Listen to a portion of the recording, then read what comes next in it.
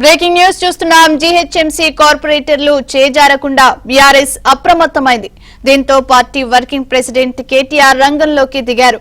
మధ్యాహ్నం 1 గంటకు తెలంగాణ భవన్ లో జీహెచ్ఎంసీ కార్పొరేటర్లతో భేటీ కానున్నారు.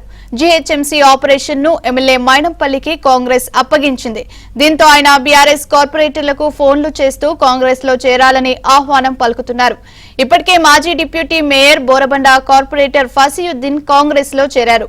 కాంగ్రెస్ చేపట్టిన ఆపరేషన్ ను అడ్డుకునేందుకు కేటీఆర్ రంగంలోకి దిగారు.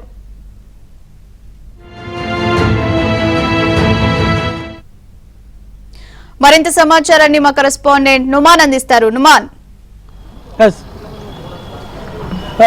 ప్రియాంక, జీహెచ్ఎంసీలో కార్పొరేటర్లు చేజారకుండా ఇటు బీఆర్ఎస్ చర్యలు ప్రారంభించిందని చెప్పొచ్చు. అందులో భాగంగానే కాసేపట్లో ఏదైతే తెలంగాణ భవన్లో బీఆర్ఎస్ కార్పొరేటర్లతో మాజీ మంత్రి కేటీఆర్ సమావేశాన్ని నిర్వహించనున్నారు. సో ఈ నేపథ్యంలో ఇప్పటికే కార్పొరేటర్లు చాలా మంది కూడా తెలంగాణ భవన్కు చేరుకుంటున్నటువంటి పరిస్థితి. మరోవైపు ఇటు కాంగ్రెస్ నేతలతో దాదాపు 15 నుంచి 20 మంది కార్పొరేటర్లు కూడా టచ్ లో ఉన్నట్లు తెలుస్తుంది. ఏదైతే స్థానిక ఎమ్మెల్యేలతో, సిటీలో ఉన్నటువంటి ఎమ్మెల్యేలతో చాలా రోజుల వరకు ఒక కోల్డ్ వార్ ఉండడము, ఎమ్మెల్యేలతో సఖ్యత లేకపోవడం కూడా వీటి కారణాలని చెప్పొచ్చు. ఈ నేపథ్యంలో సో ఏదైతే కార్పొరేటర్లు బీఆర్ఎస్ కు సంబంధించిన దాదాపు 15 నుంచి 20 మంది వరకు కార్పొరేటర్లు అయితే చేరేటటువంటి అవకాశం కాంగ్రెస్ అయితే కనిపిస్తుందని చెప్పొచ్చు. అందులో భాగంగానే ఇప్పటికే ఇటు కార్పొరేటర్లు కూడా కొంతమంది బీఆర్ఎస్ కు సంబంధించిన కార్పొరేటర్లు కూడా కాంగ్రెస్ ముఖ్య నేతలతో టచ్ లో ఉన్నట్లు తెలుస్తుంది. ముఖ్యంగా ఏదైతే జీహెచ్ఎంసీ మాజీ డిప్యూటీ మేయర్ బాబా ఫసీయుద్దీన్ చేరికతో ఇప్పటికే కేటీఆర్ కూడా అలర్ట్ అయ్యారు. కేటీఆర్ నేరుగా రంగంలోకి దిగి ఇటు కార్పొరేటర్లతో సమావేశాన్ని నిర్వహించినట్టు తెలుస్తుంది. సో ఈ నేపథ్యంలో మనతో పాటు మాట్లాడడానికి బీఆర్ఎస్ నుంచి కాంగ్రెస్ లో చేరినటువంటి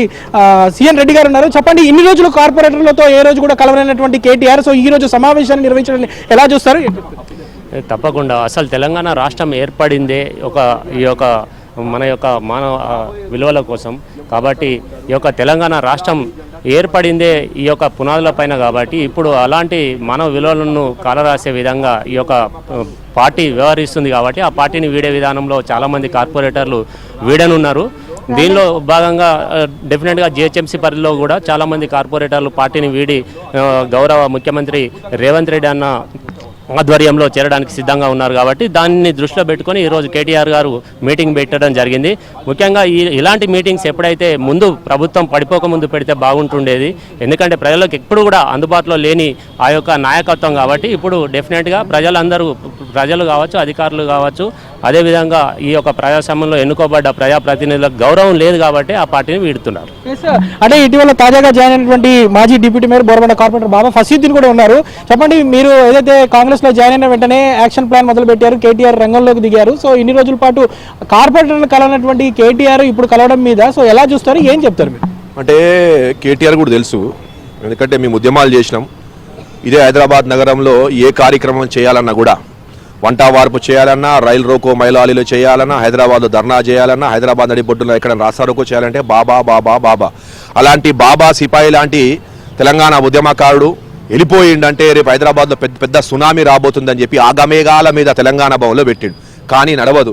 యాక్షన్ ప్లాన్ చేసినా ఏం చేసినా దానికి యాక్షన్కి రియాక్షన్ ఏంటంటే వాళ్ళెవ్వరు కూడా ప్రజాస్వామ్యబద్ధంగా లేదు, అక్కడ కార్పొరేటర్ గౌరవం లేదు. ఇది అన్ని నాటకాలని అందరు కార్పొరేటర్ తెలుసు.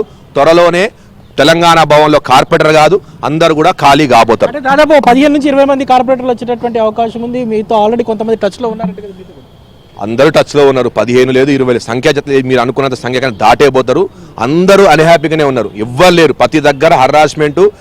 ఆయన కేటీఆర్ కలవడు, కలిస్తే మాట్లాడకపోతే ఫోన్లో ట్విట్టర్లో పెట్టినా, ఫోన్లో మెసేజ్లు చేసినా దానికి రిప్లై ఉండదు. ప్రాణం పోతున్నానే పట్టుకోండి, నా మీద దాడి అవుతుంది, హత్యా ప్రయత్నం చేస్తే అవసరం సుపారీలు ఇస్తున్నారని చెప్పి మొత్తుకున్నా కూడా, మెసేజ్లు పెట్టినా కూడా నో రిప్లై.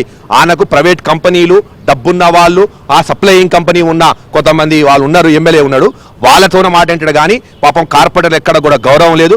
16లో ఎప్పుడు కార్పొరేటర్ను సరిగా పట్టించుకోలేదు, 18 తర్వాత కార్పొరేటర్ ఎప్పుడు పట్టించుకోలేదు.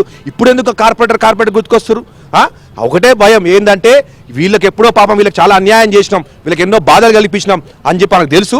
కాబట్టి ఈరోజు బాబా ఫసీయుద్దీన్ అనే వ్యక్తి వెళ్ళిపోగానే 48 గంటలు అయిపోకముందే ఆగమేఘాల పైన ఈరోజు అత్యవసర సమావేశం పెడితే దీన్ని బట్టి అర్థం చేసుకోవచ్చు కేటీఆర్కు ఎంత భయం ఉన్నది, బీఆర్ఎస్ పార్టీకి ఎంత భయం బాబా అంటే. చెప్పండి, చాలా మంది మీతో ఆల్రెడీ టచ్లో ఉన్నారంటే ఫ్లోర్ లీడర్ ఏం చెప్తారు మీరు? ఇప్పుడు నేను ఒకటే కోరుకుంటున్నా, కేటీఆర్ గారు ఏదైతే రెచ్చగొట్టే వ్యాఖ్యలు చేసి పొద్దున్న లేస్తే రెచ్చగొట్టే వ్యాఖ్యలు చేసి గవర్నమెంట్ పడేస్తాం మాట్లాడుతున్నాడు కదా, మీరు మాట్లాడుతూనే ఉండండి, మేము పడేసి చూపిస్తాం. సంఖ్య అనేది మా బాబా చెప్పిండు, it will happen. Thank you. మొత్తానికి అయితే ఇటు బీఆర్ఎస్ కార్పొరేటర్ల సమావేశం అయితే కాసేపట్లోనే ప్రారంభం కానుంది. మరోవైపు ఏదైతే ఇటీవల జాయిన్ అయినటువంటి కార్పొరేటర్లు కూడా అంటున్నారు ఇన్నేళ్ల పాటు కార్పొరేటర్లు కానివ్వండి, స్థానిక ప్రజాప్రతినిధులు ఎవరిని పట్టించుకోనటువంటి ఏదైతే కేటీఆర్ సో ఇక తాము గుర్తుకొచ్చామా అంటూ కూడా చెప్తున్నారు. సో మొత్తానికైతే ఇటు కార్పొరేటర్లు చేజారకుండా అయితే ఇప్పటికే ఇటు బీఆర్ఎస్ అయితే కొంత ప్లాన్ ఆఫ్ యాక్షన్ అయితే మొదలుపెట్టిందని చెప్పొచ్చు.